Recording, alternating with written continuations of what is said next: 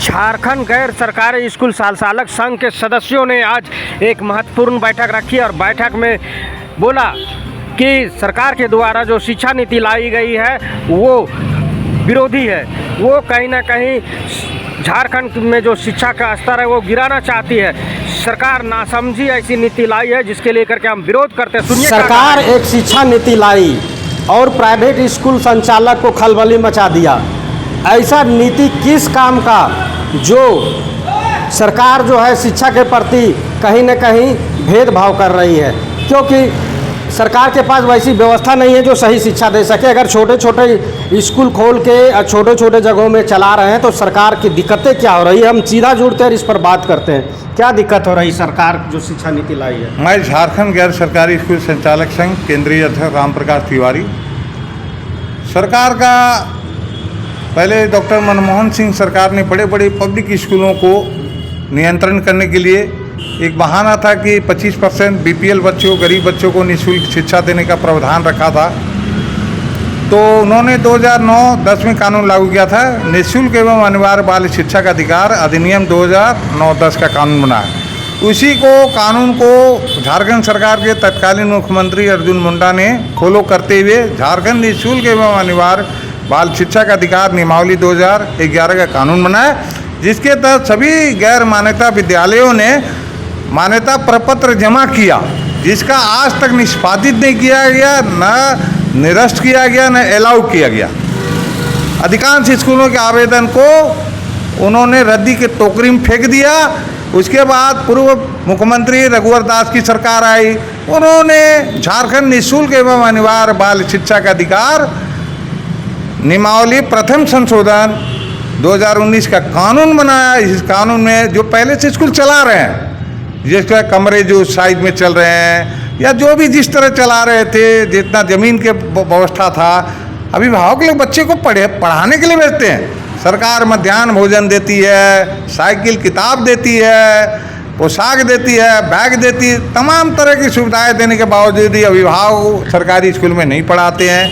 कहीं न कहीं सरकार की कमियों के कारण ही गैर मान्यता स्कूल हो चाहे मान्यता प्राप्त स्कूल हो, तो उतने फीस तो देने का तो अभिभावकों में क्षमता नहीं है। तो वही सिलेबस, वही अच्छी शिक्षा जब गली मोहल्लों, गांव के गली, शहरों के गली में स्कूल चलने वाले लोग शिक्षा दे रहे हैं, तो सरकार के स्कूलों में बच्चे जब कम हो गए तो उस समय रघुवर दास सरकार ने 6000 का सरकारी स्कूलों को बंद कर दिया मर्ज के नाम पे। तो बच्चे हैं नहीं, इसीलिए उसको बंद किया। तो उस समय से तो उन्होंने कहा कि जब प्राइवेट स्कूल बंद हो जाएगा तब अभिभावक का तो मजबूरी होगा कि आगे हमारे सरकारी स्कूल में नामांकन कराएंगे। लेकिन अभिभावकों का विश्वास और शिक्षाविदों का प्रयास, समाज सेवा की भावना से झारखंड राज्य में उन्होंने गली मोहल्लों में स्कूल खोला। एम्प्लॉयमेंट सबसे बड़ी समस्या थी, पढ़ लिख करके उन्होंने शिक्षा देने का काम समाज सेवा की भावना से शुरू किया, जिसे सरकार को अखड़ गया। 2019 में कड़ा कानून बनाया कि 18-22 का कमरा होना चाहिए, 30 साल का लीज एग्रीमेंट होना चाहिए। अब आप ही बताइए कि CNT एक्ट में 5 साल से ज़्यादा आप लीज एग्रीमेंट कर नहीं सकते। संस्था के नाम से आप रजिस्ट्री, CNT एक्ट, संस्थान परगना एक्ट की ज़मीन को आप नहीं करवा सकते। तो सरकार कहीं ना कहीं दोषी है। आप शुल्क रख दिया था 1 to 5 के लिए 12,500, 25,000 1 to 8 के लिए, शहर के लिए 1 to 5 के लिए 40 डिसमिल शहर और 60 डिसमिल देहात में, और 1 to 8 के लिए 25,000 शुल्क और 75 डिसमिल शहर में, और ग्रामीण क्षेत्रों में 1 एकड़ 4 दीवारी होना चाहिए, कमरे का शायद 18-22 का कमरा होना चाहिए। तो जो पहले से चल रहे हैं, कानून बनने के पहले से, 2019 के कानून से भी पहले चल रहे हैं, वो कहाँ से ज़मीन फैलाएंगे, कहाँ से ज़मीन? आज करोड़ रुपया दाम हो गया, लाखों रुपया हो गया। ऐसा तो 300, 200, 250, 400 फीस लेके शिक्षा देने वाले छोटे छोटे मध्यम वर्ग स्तर के स्कूल चला रहे थे। तो इसी कानून को चुनौती हम लोगों ने झारखंड हाई कोर्ट में दिया था, जिसका संख्या है WPC 6097/2025, जिसको माननीय झारखंड उच्च न्यायालय ने सुनवाई करते हुए उन्होंने 2 मई 2025 को फैसला सुनाया। उन्होंने 1 लाख फिक्स डिपॉजिट करने का 25,000 12,500 का शुल्क लेने का प्रावधान को निरस्त कर दिया और जिला प्रारंभिक शिक्षा समिति के जो सदस्यों की संख्या ज़्यादा था पदाधिकारी का, उसको 5-6 में करने के लिए माननीय उच्च न्यायालय ने आदेश जारी किया। चूँकि हम लोगों ने 2019 के कानून को चुनौती दिया था तो उसका हम लोगों को पूरा तरह से राहत नहीं मिला, तो हम लोगों ने सर्वोच्च न्यायालय में सुप्रीम कोर्ट में 27 जून 2025 को अपील याचिका फाइल किए, जिसका प्रथम सुनवाई खंडपीठ ने, सुप्रीम कोर्ट के खंडपीठ ने 25 जुलाई 2025 को सुना। हमारे अधिवक्ता राकेश कुमार सिंह, वरीय अधिवक्ता का बहस सुना, उन्होंने पक्ष को शंका सुना और उन्होंने माननीय न्यायालय ने इस केस को सुनवाई के लायक एडमिट कर लिया और सरकार को नोटिस जारी करने का फैसला सुनाया और जिसमें सचिव को, जिला शिक्षक अधीक्षक को, जो भी प्रतिवादी लोग थे सबको नोटिस जारी करने का उन्होंने आदेश दिया।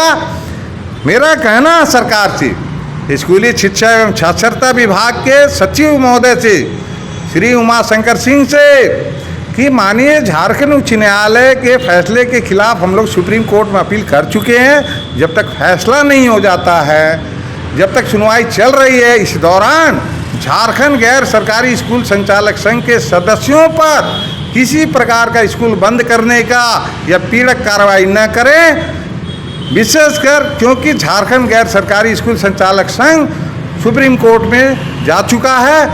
अन एसोसिएशन संघ या प्राइवेट स्कूल एसोसिएशन के पदाधिकारियों और उनके सदस्यों पर, उन पर निर्भर है कि वो कैसे माननीय न्यायालय से राहत ले, उन पर निर्भर है। सिर्फ हमारा सरकार से मांग है कि झारखंड गैर सरकारी स्कूल संचालक संघ के सदस्यों पे किसी प्रकार का स्कूल बंद करने, पीड़क कार्रवाई ना करे और इस संबंध में सचिव महोदय झारखंड सरकार को और हम लोग पत्र लिखेंगे, उन्हें बताएंगे ये हमारे सदस्य हैं, इन पर कोई कार्रवाई नहीं होनी चाहिए और इसके लिए 7 तारीख को पुनः बैठक किया गया, पत्र तैयार किया जाएगा, सरकार को भेजने का काम किया जाएगा और माननीय सर्वोच्च न्यायालय में वो सूची भी हम लोग फाइल करने का काम करेंगे।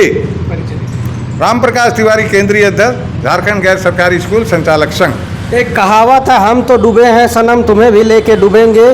कहानी ये सच बैठती है। इस प्रकार जो सरकारी जो स्कूल तो सही से चला नहीं पा रहे हैं, अपने तो बाउंड्री किए नहीं है, कई ऐसे जगहों में देखा गया है कि ओपन है, और जो प्राइवेट स्कूल है जो छोटे छोटे जगहों में पढ़ाते हैं, शिक्षा की गुणवत्ता की भरपूर उसको तैयार करते हैं, उस पर आप ऐसी अड़ंगा लगा रहे हैं क्या?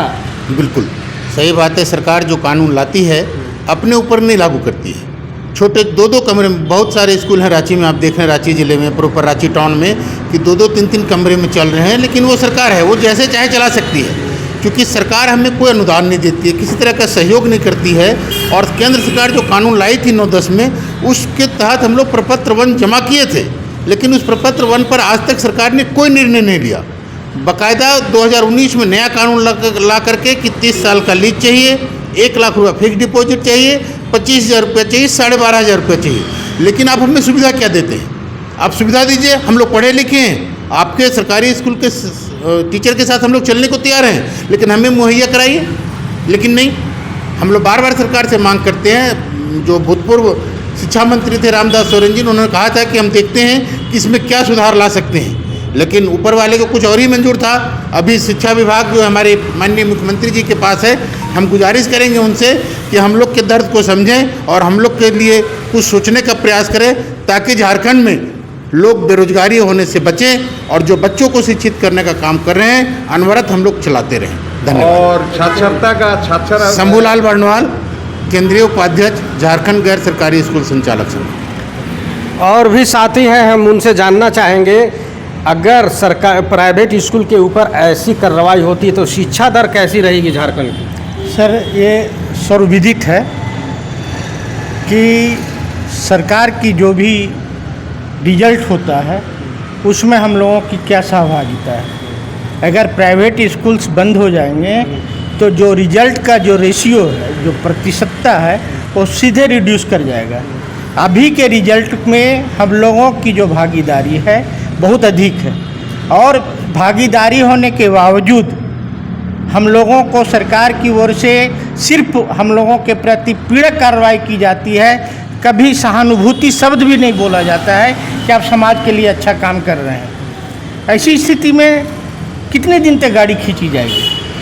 संघर्ष कर रहे हैं, सरकार को जानकारी दे रहे हैं कि भाई हम लोगों के ऊपर पीड़क कार्रवाई नहीं की जाए। आरटीई के तहत आपने जो निर्णय लिया है, ये निर्णय बहुत समाज के लिए विद्यालय के हक में नहीं है, इसको निरस्त किया जाए और जो आरटीई एक्ट बनने के पहले से जो संचालित विद्यालय है उनको कम से कम रियायत दिया जाए। आप जो बच्चों को पढ़ाते हैं कितने फीस लेते हैं? 300, 350, 400, हार्डली 500। अब बताइए यहाँ का सरकार और मंत्री महोदय कि क्या 300 और 400 में बच्चे को पढ़ाते हैं? कितने बच्चे हों? कितने बच्चे हैं आपके? 400 बच्चे हैं। कितने शिक्षक हैं? 20 शिक्षक। 20 शिक्षक। बताइए कि 400 बच्चे हैं, अगर 400 रुपया भी जोड़ा जाए तो कितनी होगी? और उनको सैलरी के अलावे सारे मेंटेनेंस करते, उसके बाद भी ऐसी इनके ऊपर थोपा जा रहा है।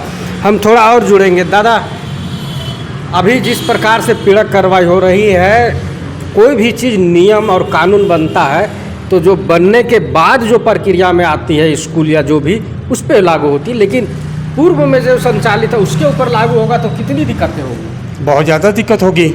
पहले जो संचालित है सरकारी स्कूल का जो नियम है वो यदि प्राइवेट स्कूल में भी लागू कर दिया जाए तो पीड़ा खत्म हो जाएगी। आप कह रहे हैं कि सरकारी स्कूल में ये नियम से चलना चाहिए, तो सरकारी स्कूल में आप इस तरह का छूट क्यों दिए हुए? आप प्राइवेट स्कूल में छूट दीजिए, तब आप संचालन कर रहे हैं। कुछ और देखिए, जब सरकारी स्कूल में प्राइवेट शिक्षा स्तर को बेहतर करने के मुहिम चला रहे हैं, तो फिर सरकारी स्कूल का संचालित जो शिक्षक हैं वो कितने बच्चों को पढ़ाते हैं उसको देखने की ज़रूरत है, ना कि आप प्राइवेट स्कूल को खोज के बंद करवाने की ज़रूरत है। पहले सरकारी स्कूल को संचालित करने को सुनिश्चित करें, इसके बाद प्राइवेट स्कूल के पर आए।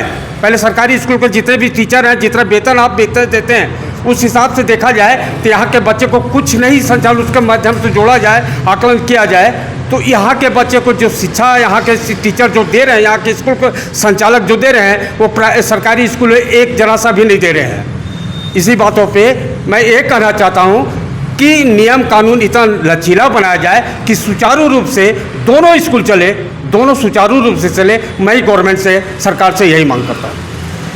रघुवर की सरकार थी तो बड़े बड़े पूंजीपतियों को 1 रुपया में और कुछ ऐसे कम पैसों में लेकर के हजारों एकड़ ज़मीन दे दिया गया।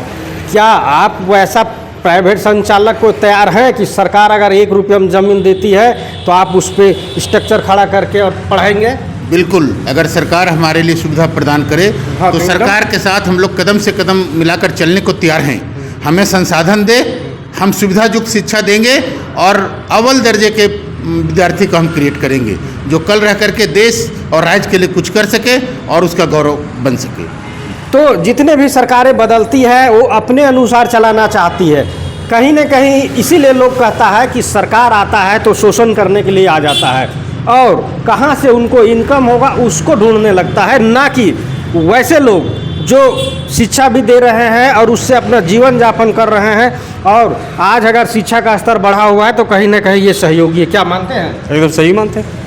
क्या गलतियाँ किए हैं जो ऐसी नीति लानी पड़ी सरकार को? देखिए, सरकार का सबसे बड़ा बात है, आपको जानकारी होना चाहिए, सर्व शिक्षा अभियान के तहत करोड़ों और अरबों रुपया का फंड है, जिसके द्वारा सर्व शिक्षा अभियान के तहत जो है सभी सरकारी स्कूलों को वो फंड के तहत मुफ्त में किताब देने का काम, साइकिल देने का काम, पोशाक देने का काम, ये तमाम काम किया जाता है। यदि ईडी CBI जांच करे तो कितने अधिकारी लोग, कितने लोग, किताबों का प्रकाशन हुआ कि नहीं, किताब सप्लाई हुआ। कोरोना काल में आपका उस समय स्कूल बंद था तो भी सरकार का फंड का दुरुपयोग हुआ, किताब बंट गया और भुगतान भी हो गया। यदि इसकी जांच हो तो ये लोग जेल जाएंगे। मेन है कि बच्चे सरकारी स्कूल में है नहीं तो साइकिल कहाँ से देंगे, किताबें कहाँ से देंगे, तो उस समय कमीशन खोरी कहाँ से होगा। इस बात को लेकर के सरकार को तीत लगा हुआ है कि सब स्कूल बंद होगा तो हमारा स्कूल में, अभी CM हाउस का स्कूल बना रहे हैं, करोड़ों रुपया में बना रहे हैं, बच्चा है नहीं। तो सवाल है कि आप पढ़ाई स्तर सुधारिए, अच्छे टीचरों को बहाल कीजिए, तो ये प्राइवेट स्कूल में बच्चे क्यों पढ़ाएंगे अभिभावक? कहीं ना कहीं सरकार विफल है, पढ़ाई का सिस्टम गड़बड़ है। टीचर लोग हाजिरी बना लेते हैं, पढ़ाने जाते नहीं हैं, महीना में 20 दिन 25 दिन गायब रहते हैं और मिली भगत से स्कूल चलाते हैं। वो गरीब आदमी लोग क्या जानेगा, बच्चे लोग क्या जानेंगे कि मास्टर को, सरकारी टीचर को आके डेली पढ़ाना होना चाहिए। लेकिन अगर इसकी क्वालिटी की जांच हो तो प्राइवेट स्कूल के टीचर के तुलना में उनका दर्जा निचली स्तर का होगा। इसी के साथ बहुत बहुत धन्यवाद, आपने हमारा बात को रखा। तो प्राइवेट स्कूल के जो संचालक हैं उन अपना दर्द बयां किए। हम चाहेंगे कि जो बच्चे का अभिभावक है और दर्शक हैं वो बताएं कि इनकी जो दर्द है, इनकी जो मांग है वो कितनी जायज़ है या क्या है। वो कमेंट और मैसेज के माध्यम से दें ताकि फिर आगे इन लोग से जुड़ेंगे और हमारे खबर से जुड़े रहें। ऐसी खबरों हम दिखाते रहेंगे। जोहार, नमस्कार।